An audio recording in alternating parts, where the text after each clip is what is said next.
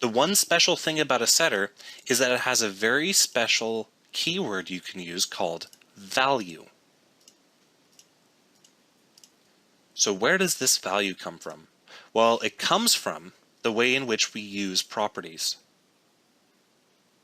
I'm going to leave getName and setName up here for now, but I'm going to rewrite my code that uses getName and setName, or I'll just do another example of it.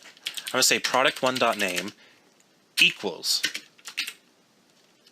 hey there,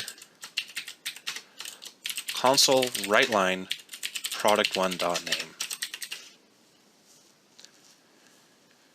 Okay, so what we've just done is we've created a property, and this property is something that we can use in both the context of assignment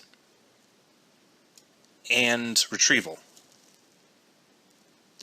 It looks, it smells, and it behaves just like a public field, but it's actually a method behind the scenes. So, although we're saying product1.name equals blah, we're actually invoking a method. And that method is defined right here in this special syntax.